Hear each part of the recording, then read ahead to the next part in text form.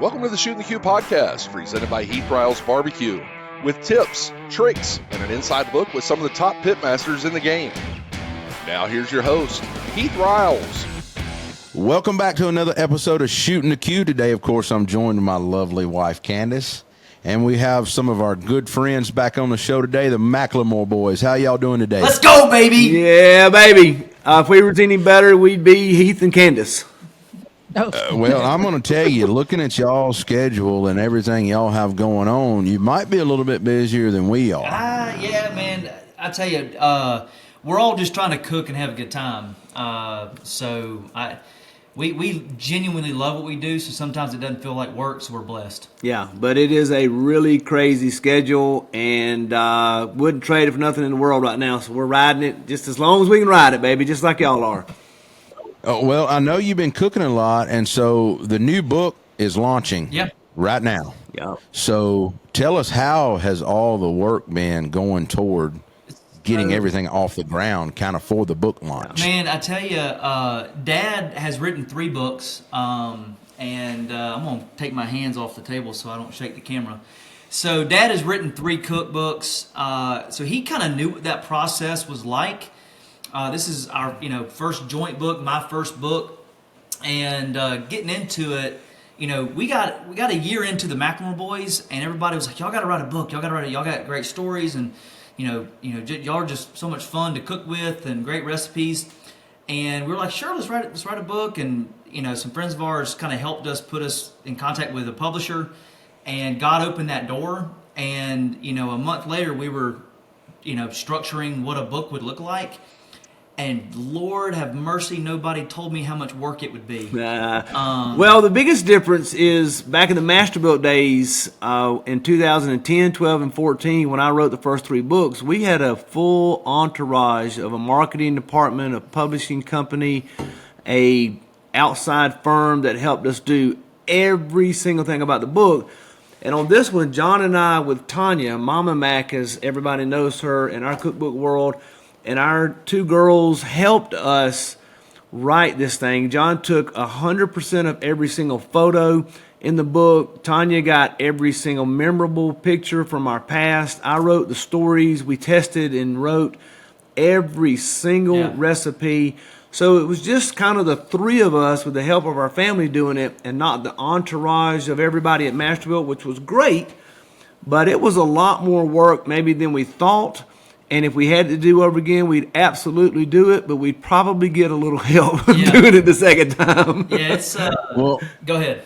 It'll be more sentimental that way, though. Well, that's right. Doing it as a family, I mean, and I'm sure developing some of those recipes, and some of them are old recipes, kind of tell me the process behind some of that, I guess. I want to go a little deeper with that. And so what I mean is, you said you cooked every recipe, John took every photo, everything like that. So what was it like working side by side with your family? And I know you've done some things in the past like that through work, but just being able to work with your immediate family on something like that. And the book is called Gather and Grill. Yeah.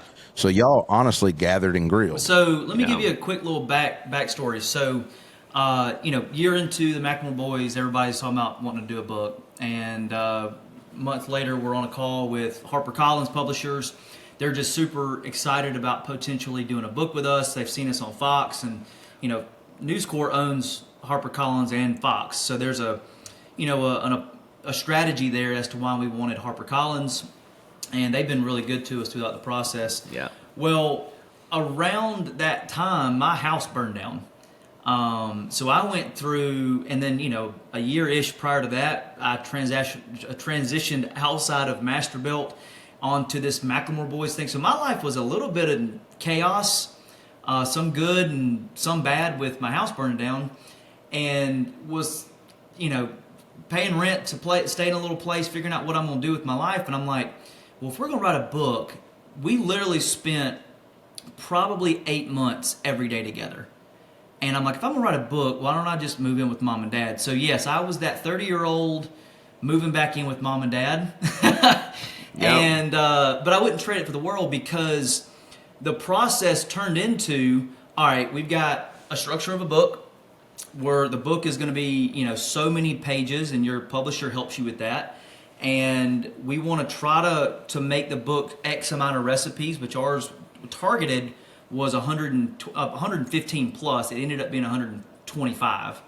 And we wanted the book to be gathering and grilling, all about, hanging out with family and friends and all the people that we've met along the way. That was the premise of the book. That turned into a title of Gather and Grill. And then it covers 9 categories of food, from breakfast to leftovers to wild game, beef, pork, poultry, everything in between. And we kind of sat down and said, how do we start the process of a book? And it was, well, let's start with some of our core recipes that we've done for years, and then let's just explore. And, so we kind of base it off of, if we got 9 categories and 125 recipes, we need 10 recipes in each category, XYZ. And we try to back into some traditional recipes that the McLemore family has done. And then we would literally go out at the grill and say, I've been testing a couple of wing recipes. Let's branch off of that and try a new technique. And then we would cook it 3, 4, 5 times and try to perfect it. And feel good, because a book is different than, let me do an Instagram video, put it out there. Maybe it's good, maybe it's not great. And we get comments and we're like, oh, well, I can tweak it. Book's a little different. The recipes have got to be pretty validated, tried and true recipes. So that, Yeah, and every recipe, y'all do more cooking than the average family as well. You take a recipe and do it, by definition of what the book says or the recipe says, and then you kind of tweak it and make it your own. But what makes our book special is it's riddled with a 50-year history of Masterbuilt. It's riddled with stories of everybody that we've cooked with. A lot of the hosts at Fox and Friends have stories that we've shared with them. We've cooked with the military. We've cooked as even just this year, from Super Bowl, Daytona, Talladega. We're going to do the Wake for Warriors event again. We're cooking with the Patriot Awards in Nashville at the Grand Ole Opry. We're going to Richard Childress Farm May 20th to cook at his vineyard for a NASCAR Legends event. And What time do I need to be there? Yes. Yeah, baby. Yeah, baby. Start your engines. So this thing, you can go online and get a recipe of any kind, anywhere, that's done 1,000 different ways. So it's not just about the specific recipe, but a lot of things that we try to do is teach the technique that we love to do. And it's about who we're cooking with, because as Paula Deen said it best, food without great people is just plain old food. And we love gathering and grilling and hanging. It is a ton of work, but we love doing it. God has blessed us beyond measure, and I'm going to do it as long as I'm having fun. And right now I'm having fun with this guy. We've been working together for 16 years now. And post Masterbuilt, we didn't want to stop doing that. So it's just been a crazy fun ride. And meeting folks like y'all down in Key West, Florida at the Rub and Tug event has now turned into, this guy did a fashion for cure for the National Pediatric Cancer Foundation just last Saturday, walking out there like he's a model. Go figure that one out. Yeah, we met the National Pediatric Cancer Foundation team at the Rub and Tug, which is now called the Baron Burton's Key West Barbecue Invitational. There you go. Make sure I get that name right. So we met them last year at the Invitational, and it's like every relationship. It kind of was like, hey man, we got a lot of values that align, and would love to cook one day, love to hang out, love to work together, what have you.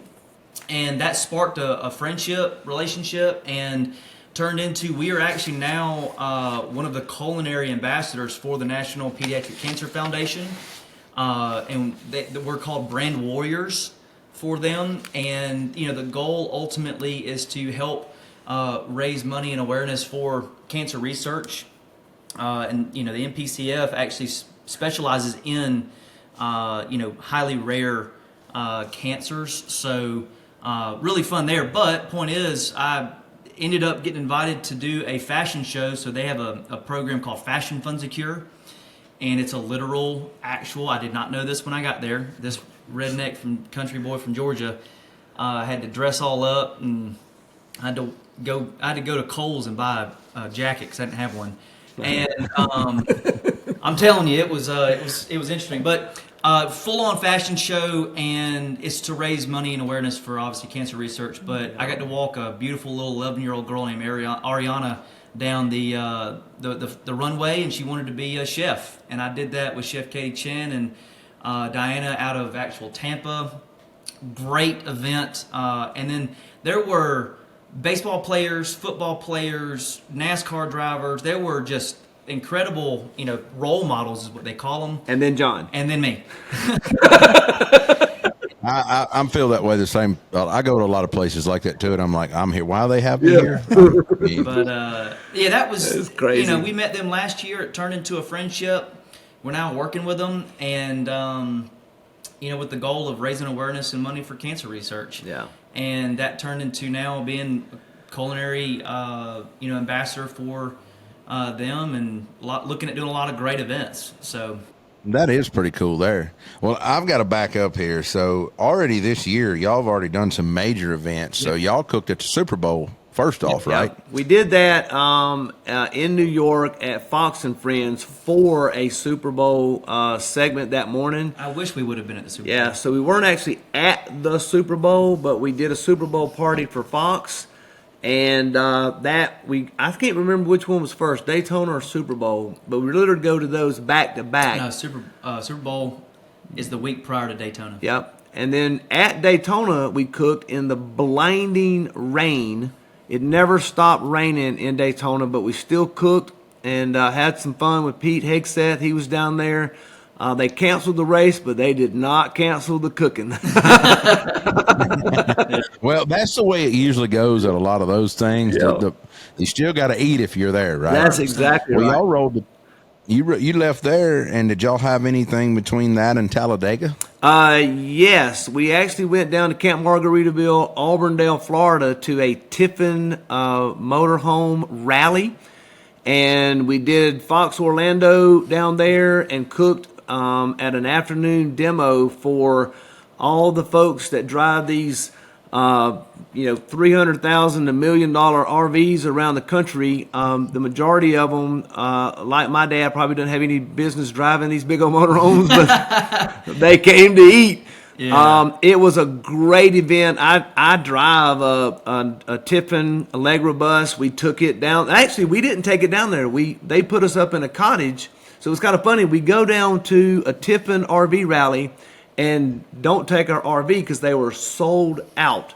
Yeah. But we did a cooking demo for them. Yeah, but we know the folks at that campground down there. Amazing people. We love to camp. And again, that's just one of those things as we've done different events. It's just turned into us going from one place to the next and cooking for people. Talladega, we actually Tim Van Doren, Bama Grill Master, and his whole family actually came up to Talladega, and we just it was just to kind of hang and cook, and we ended up just kind of having a good time. Met a lot of great people there, and Talladega, Camp Margaritaville, and then we've got cookbook launch coming up. Yeah. Well, and y'all called me about coming out to Talladega, and I wish I could have made it. I just could not make it work in my schedule. Yeah. The way it's been lately. Next year, 2025, we'll be back in full force. We'll have the same 5 campsites there, so y'all put that on your schedule to come do that. We are going to go back to Talladega in October and cook for Stuart Haas Racing and the Wonder Bread team. They've invited us to come and actually cook for their specific driving team. We typically don't go to the fall race, but we are going back for that. Yep. So that's going to be fun. Also, we did sign on. We're culinary ambassadors for Wonder Bread now. So, didn't they sponsor Ricky Bobby? Yeah, Ricky J first and last, baby. That's it. So, a little bit of shake. Well, which one of those events that y'all have been to so far is probably y'all have been to a lot of events, but which one would you say is your favorite so far? Ooh. Daytona. It's In hard to terms beat. of like what we've done up until this year, or just in the Yeah. whole. Honestly, it's hard to beat Talladega. Daytona is a fantastic race. Super Bowl is a ton of fun cooking in New York. We meet a lot of great people. It's hard to beat Talladega, Yeah. because it's the people of Walmart of NASCAR, Yeah. to a degree, and then it's just every combination of food and grill and camper RV and character of people out there. Every walk of life is out there. That's a really fun place to be. It's a big party, but it's just, I would say that's probably my favorite. Yeah. As of throughout this year so far. I would say the racing things that we go to, because we're in the infield and we're hanging and everybody's having such a good time for more than just an in and out trip like we do sometimes going to New York. All of those are fun, but I tell you, one of the most memorable for me and my wife Tanya and John and I, we all three were there, is we went to the Fox Nation Patriot Awards at the Grand Ole Opry. That was cool, yeah. And we're doing that again this year. We didn't just go to the Grand Ole Opry. We parked our RV inside the plaza at the Grand Ole Opry and cooked for about, there had to be 1,000 VIPs that came through, and we were just doing little appetizers for them, and cooked right next to Jimmy Fallon, which, by the way, we're doing his radio when we go to New York next week. And real quick, we, as of, from what we were told, we are the first and only to ever actually camp overnight in the plaza of the Grand Ole Opry. In the history of the Grand Ole Opry, It's so the fun. only other, person or individual that has ever parked or, had something in the plaza was actually Jack Daniels himself. So, He was there in spirit. yeah, but I say that because that's kind of the whole premise of the gathering and grilling concept, is we have found ourselves in some of the most unique situations, places, and amongst some of the most coolest people gathering and grilling. And, just the relationships that you build and have over time has afforded us some really cool experiences. So that's definitely up there. Yeah, and then the other one that we camped at is, we go to Fox. We got the Fox Concert Summer Series starting. I was going to bring that up. I know y'all got 15 of those concerts, right? It starts May 24th, Memorial Day weekend, goes for 15 straight weeks all the way through Labor Day. And in one of those last year, it was actually after the concert series, it was during one of the Super Bowl things that we did. It snowed.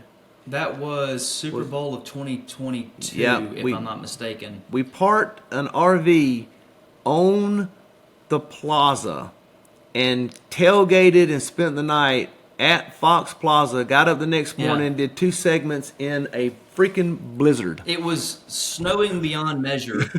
And what's funny about this is, so to be able to park an RV and stay overnight, you have to have special permit from the mayor of New York.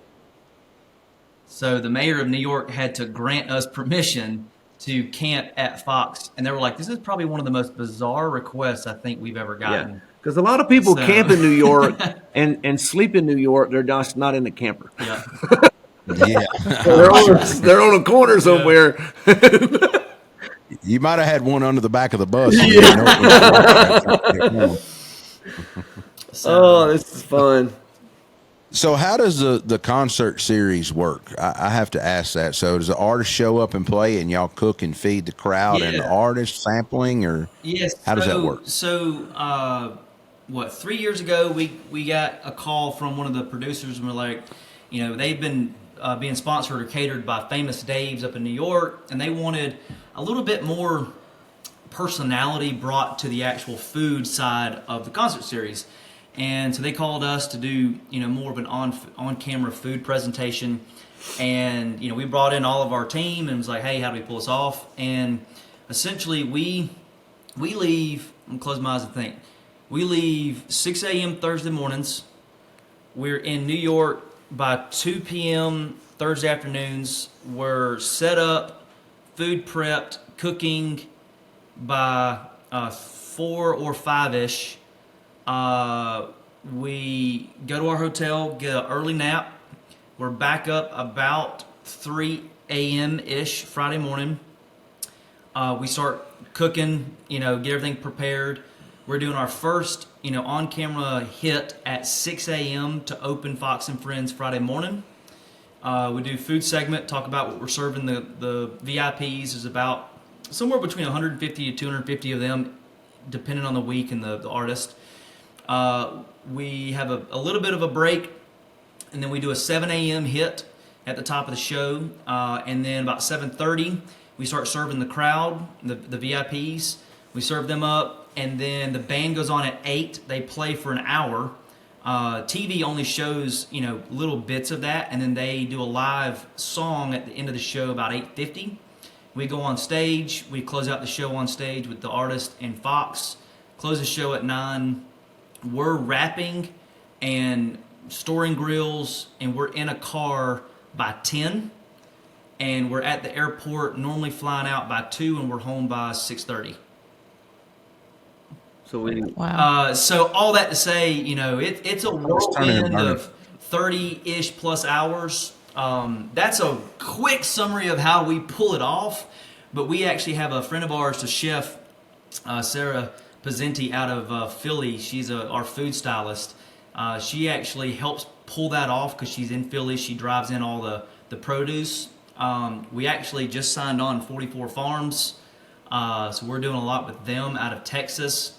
So a lot of exciting stuff there. But so the artist comes in and that's all done through Fox. So Fox and Friends brings the artist in. They schedule all that. And ultimately the artist gets publicity. I don't think that they're paid. I don't know the answer to that, to be quite honest. And I think they cover their expenses and stuff to get them in. And they play an hour worth of music. They are contracted to do 5 songs. And the artist can choose to play 5 songs, and they do TV hits, or the artist can choose to play for an hour. Most of them play for a solid hour. And if you're like Flo Rida, the rapper, he plays and we party for an hour. And they have to tell him to stop. It's an incredible time. And then we do some social and content with the artist, and get to feed a lot of great people. We feed the host, and then we end up feeding probably 400 people or so, including the VIPs, the artists, and then almost the entire Fox team. So we feed everybody in the studio. And everybody that's operating the camera so that they'll make us look better. So how does that? Well, I have to ask. You've got a very tight schedule there, and I've catered myself some and do things like this. So you're hiring a food stylist to come in. Is she gathering up some of the shopping lists, and you're predetermining every week what you're going to be cooking? Yeah. Kind of set menus every week. Do they help determine that for y'all? No, so we've got the 15 recipes already slated. In fact, in Gather and Grill 2020, 15 recipes are in the book. 22. And then 2023, 15 recipes are in the book. And this upcoming concert series, those 15 are already slated. So 45 recipes in Gather and Grill are actually in the cookbook. So we've got those preset. So we'll serve, some kind of a specific recipe to the VIPs, the 150. And then we'll do what we call a hero recipe each week, whether it's Fox and Friends ribs or tomahawk steak or, we've got with us now doing 44 Farms, we've got a really good quality beef that we're going to be doing more specific recipes, catering to a prime rib or steak recipes, or we're going to do a 12-inch tall, 12-inch burger next week, and brisket. Will Kane, who is from Texas, which just happens to be where 44 Farms is located, we're doing his podcast while we're in New York next week, and he doesn't know it yet, but we got a surprise recipe for him and a challenge for him and Pete. So we'll see how that goes off But yeah, on Fox so, and Friends. Ultimately what you see us do on TV is the hero recipe, and there's 15 that are already slated. We've already produced, video content, and those recipe videos post the Monday prior. Yeah. And then we do social media leading up to, and we try to collaborate with the artist or band. It's funny because sometimes we'll do it, and then we don't ever intend for this, but 2 years ago we were Chris Jansen played as an example. So we do a whole video. We have him in the video. We're eating. It wasn't a Masterbuilt promo video. It was just a McLemore Boys, Chris Jansen hanging out eating. And in one of the shots, a Masterbuilt grill just happened to be kind of flashed. And they were like, do y'all mind taking that out of the video? Because Chris actually has a deal with another grill company, and he didn't even think about it or know it. So we have to always kind of be cautious of that. But, so we try to collaborate with the artist, and then we do a hero recipe, which is slated prior to, for on camera. And then we try to break that down. It's not realistic to serve 250 people tomahawk ribeyes. So we try to break that down to where we can do something a little more platable for the actual VIPs, and then we do on camera stuff. So yeah, it's a whirlwind. It's a ton of fun. But the world of TV is definitely interesting. Yeah. Yeah, one of our highlights was Flo Rida eating a tomahawk steak on stage last year or the year before, and then requested it last year in an $8,000 sequins shirt. Celine, I think it was Celine. Celine shirt. He's wearing an $8,000 branded shirt and holding our tomahawk, and it went viral. And they're like, Flo Rida at Fox wearing a Celine shirt, holding a tomahawk, and I'm like, yeah. I said, you do realize the tomahawk steak costs more than your shirt. He just didn't realize that at the time, he did he? didn't. So how many years have you guys done this series? This will be our third year. Third year. So has it changed a lot from the first year to now going into the third year? Do you feel like anything has really changed, or you guys have just gotten a better feel for it and know what to expect more? Both. I would say we got a better feel and sense of routine. We're more organized. Our first, I don't know, 4 to 6 concerts were rough because we were just trying to figure it out. And then, we're somewhat saying yes to what we the don't opportunity know. Because we knew the opportunity was there. And we were trying to figure out how to make it make sense from a financial perspective because, we didn't make money doing it because it cost a ton to pull that off and to go to New York and product and all that stuff. But we saw the end goal and the opportunity there. So we definitely got better as we went. And I would say the relationship with Fox and Friends and the team there, they truly are a family. Yeah. From who you see on TV as a co-host or a host to, the production team, operations, to everybody behind the scenes, they really are a family. We have never had a bad experience or time there. Right. They are very welcoming of us. And what I mean by that is every time we're going on and the work that it takes leads up to, and then when we're there executing, because we have a job to do, they have welcomed us into the Fox and Friends family. So I would say it's twofold. One, we've gotten better at it. And two, we went from, year one, we were on top of what they call the raised planter, which is farther from the stage, a little removed, to last year, they brought us down closer to the stage. We were more a part of the concert. And then we're actually talking with them this year about trying to incorporate us more into the show because they're like, look, we love the content. Our viewership loves it. The concert goes great. It helps build what we're trying to accomplish there. So I would say they have made it easier and better on us, as well as obviously the more we've done it, we've gotten better at it. Yeah. Well, who would you say you've had the most fun with, artist-wise? Artist-wise? That you've met. I'll tell you, Flo Rida's hard to beat because he's such a party guy and loved our steak. Donnie Osmond was freaking fantastic. He stuck his face in our 8-foot cookie that we had on stage with Fox and Fans written in it. We the Kingdom was amazing because we love Christian music. Skillet was pretty nostalgic for me because I grew up listening to them. They're kind of heavy rock, heavy metal Christian. Yeah. And I knew all of, and I'm like, holy cow, probably the first time I kind of fanboyed. But Flow Rider was fun because he was not only fun, and he also sang me happy birthday. So he did. That was a pretty cool experience. Low Cash was awesome, and that's how we actually got the connection with 44 Farms. So that was super fun. So they've all been very different. Yeah. And they've all seemed to have loved our food. And if we, that's one of the things that we really love. A lot of what we love is the fact that we get to meet all of these people. I mean, it's a ton of work, as you guys know what y'all do. But the fact that we can meet and do 15 concerts back to back and do it more on a personal level has just been crazy. Been fun. Yeah, for sure. Wow. So during all that working and everything like that, do y'all actually get a break to take a family vacation? Okay. John freaked out just a little bit on this. So our schedule is crazy. Tanya and I, after we get back from New York, literally next Sunday, we come home on like the 12th. I think it's Saturday or Sunday. Yeah. We leave for Mexico for 5 days. We get back from Mexico on Sunday, and that afternoon we drive up to Richard Childress Farm. So we squeezed in a 5-day little vacation.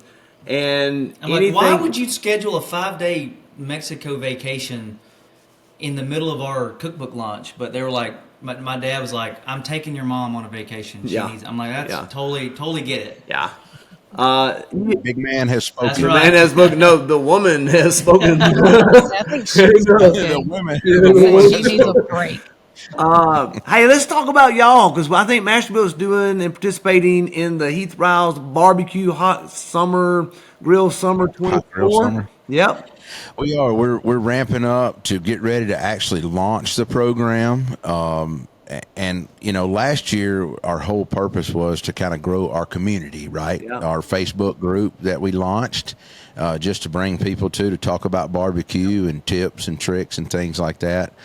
Well, looking at it this year, we have so many users that believe in our products and use them, right, on all different types of grills, that we were like, what if we could put something together with these grill manufacturers to where they're getting to pick the week's winner. Yep. They're seeing food cooked, they're riding that recipe out, and we're all working together. Yep. So we put together a whole kind of spreadsheet of between fuels and food and grills and barbecue rub from us, and each week a different winner. You're going to submit a photo around a different theme. So like one week is to All American. That's 4th of July week. We got a rib week in there. We got a burger week. You got a brisket week, and so forth. Chicken or wings anyway. And so whoever wins that's going to win that grill. Awesome. And so whatever week is y'all's schedule, y'all would pick that photo that week, and then those 10 winners of those 10 weeks that's won those 10 weeks all go in to win like a reserve and a grand prize. Yeah. And get voted on again by all the community out there. I love it. And this is going to be across all the social channels. So somebody's going to wind up a very, very lucky person to have their backyard redone and get to cook some really good food at the end of the summer. Yeah, that's pretty incredible. It's kind of cool that y'all have done that. We actually tried like a similar thing. We're like, we're going to give away a prize every week for the concert last year for all 15 weeks. I don't know how y'all pulled that off, because I struggled to. I mean, that's a lot to pull together, navigate. Getting various brands and/or personalities involved. So props to y'all. That's pretty incredible to pull off. Yeah. It's not been easy, but being very well organized with our staff and working with our marketing company we work with, and everything's about collecting the right kind of data, right? That's what it's all about. You want to make sure you're collecting it to be able to get a winner, and making sure you're taking all this user-generated content to repurpose later on, so it'll all be great. Yep. So Say hey to Whit. We have a guest. How's it going, Whit? Hey. Hello. Being shy. He's And being that's shy. Tanya. This is my nephew, my older sister's oldest son, Whit. He is coming to help. He's got to grow out of that. He is actually coming to help. We are doing a launch party for the cookbook tomorrow, and we've got about 80-ish or so people that are coming to, some friends and family, kind of low key, and some media coming to basically just tell stories, hang out, and kind of kick off the book. And Whitman is coming to help do that. That's awesome. That'd be fun. That's awesome. So I know Dad is going on vacation. So you're saying you're staying at work then? Oh, yeah. Is that what I'm gathering? Yeah, I'm trying to get him to. I've been trying to get him to slow down for 15 years, and he is getting better at it. This is my time to grind, so I'm okay with it. I'll have my time one day. Yeah. I guess that's a good way to look at it for sure. I tell you, Well- it's been so much fun doing it with the family, doing it with John. Wouldn't trade it for anything in the world. We would always look back and do things maybe a little bit different, but I'm so proud of him. The journey has kind of put him on a whole different level, learning not just from being able to cook, but how to do something with it. He's very relational, and it's just been so fun. Yeah. Well, I've got to ask this. It sounds like this book is going to go very well as y'all's first co-branded book together. Any future plans for another book already? Yes. Maybe. The answer is yes. If this one sells like we hope, Yeah. we're already, thinking about what the next one would be. Yeah. We will definitely have maybe a little bit different help to pull off certain things of it. But yeah, I think we will. It's been, Tanya definitely wants to do another one. Tanya wants to do a restaurant. So I keep telling her to stop talking about doing that. we're vetoing that. Yeah. I would veto as well. Heath, I would personally love to write another one. It was a lot of work, but it was a lot of fun. I learned so much doing it that there are things that I've learned that I would do differently that would make us more efficient and whatnot. Yeah. We do have two concepts on the table that we're trying to, we're talking about doing. So I would encourage everybody out there to go to Amazon.com or local retailer. If y'all could buy the book before May 11th, we're trying our hardest to be one of the few barbecue books out there that will make the New York Times bestsellers list. It's it's not too common that a barbecue or grill cookbook out there gets the recognition or platform, to make that kind of list. And so we're making a hard push. I just this past week have been coordinating with everybody out there that I can think of. That's what you and I, Heath, were talking about, is like selling yourself. I don't like doing it. I love the relationship part of it, but having to talk about buy my book and do it, it's kind of makes me uncomfortable. I'd rather just cook and have a good time, but that's kind of part of what makes those things successful. So I've actually got a list of probably 60-ish names, hopefully, where I think Thursday we're signing a whole bunch and trying to get them out to all the barbecue influencers, and a lot of big name people out that we've cooked with. Candace is on the list, right? Absolutely. And He's not on the list, but Candace is on the list. I'm never on the list. They all come to Heath. I think the only one that I've ever been included in the nice message written, one person included me, so don't feel obligated. you will be. Your name will be. Everybody before, else is just Heath. Your name will be before Heath's when we sign. But he does the cooking, so he should take the credit. I'm not the cooker, so. Yeah, but Well, she's just your brains. that's awesome. But yeah, we're trying to definitely get the name out there, and Amazon.com, trying to get people to buy it, because again, we would love for bestsellers list to be given to somebody in the barbecue space. That just doesn't happen that often, so that'd be pretty phenomenal if we could make that happen. Yeah, I bet there hadn't been probably 10 books that's made the bestseller list, I'd almost be willing. Do y'all know that number? I don't. I would love yet. to know what it is because I bet you it's not a lot. Yeah. And I think there's so many people out there that have now a platform because of social media. And I think you'll probably see that more and more. And I'd love to see that, that grow with everybody in our industry. We love to collaborate and support, everybody out there that's trying to do a book. Well, and I have one final question for y'all here. I'm not saying I want to write a book right now, but I do think later on in time, I want to be preparing myself for that. Because we'd release one recipe every week, so that's 52 recipes a year. Yeah. And every year we have, I'm going to say, a handful that I just turn out that I really, really like. And I'm sure y'all the same way. You can cook every week, and there's only about a dozen dishes that you just really, you catch yourself really going back to nonstop, right? And so those dishes is what I've kind of been compiling up over the last few years of my favorite dishes.